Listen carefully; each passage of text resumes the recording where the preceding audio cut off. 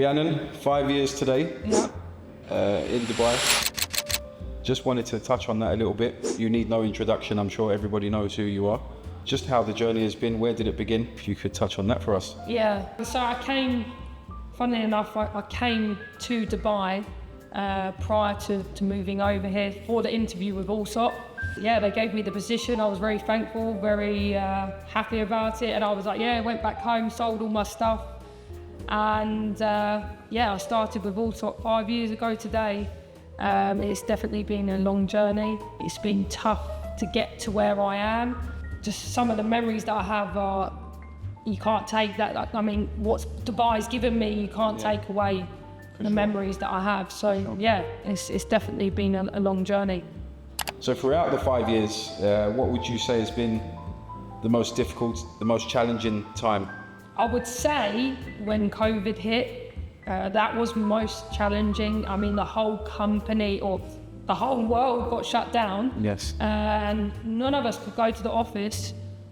Me and Ines at the time, who was working with us in commercial, I'm now in a position where I have property, I've bought property in Dubai, I'm planning to buy again back home.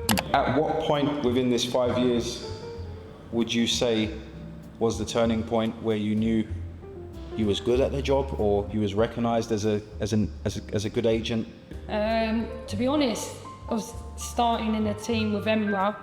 We were always trying to grow the team and I was always the longest standing there. So I kind of had, I guess, a little bit of a head start compared to everyone else. But it was definitely just as challenging as anyone else coming in and being new. But the turning point, I think, it took me 2 years to do my first sale. Wow. So, and Emma was always calling me the leasing, but I used to do a lot of leasing, and I remember doing one leasing that was, it was like over 110k, because we started charging everyone 10% at that point, when the market started getting a bit more busy. So I think from that point, from my first sale after 2 years, was definitely the kind of the turning point of, right, I've got this. And every time you kind of master one point of the job, you get to the next stage and you kind of it's like a tick box exercise in my head, because I'm very analytical.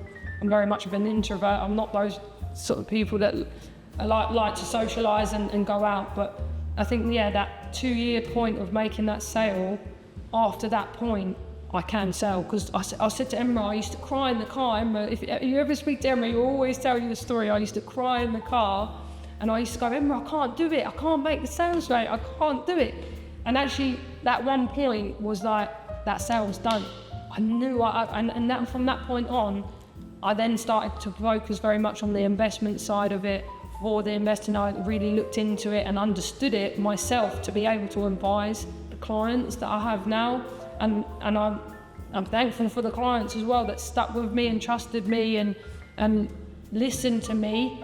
Definitely when the market was a much lower point, and they've made the money and I've made the money, and you know, we're all happy. So again, I know your time is precious, so I won't go on for much longer, but I really want to know, in your 5 year journey, you've gone from being an agent to a senior agent, partner, associate director in companies. However, now you're building a commercial team dedicated to commercial real estate.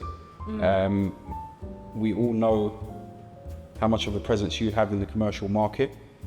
I just want to ask, why equity and what are you going to build here? Okay. So now it's a good question, because I've got so many, it makes me smile thinking about it and the journey. Emra is definitely one of the massive reasons I'm here. I mean, this isn't, of course, my long-term goal. However, it's definitely my short-term goal for the next 5 years. Building a commercial team and being ahead of a commercial team, being the head of a commercial team, to be able to teach, not just teach what I know, but what everyone else knows to one another, and being part of a great team. I mean, looking back at what Emma used to ask me every year, or ask the team, write out our goals for the next year. And I always used to put on there, Emra to be my mentor, or Emra be my mentor. And he has definitely guided me a lot along the way, so I learned so much from him.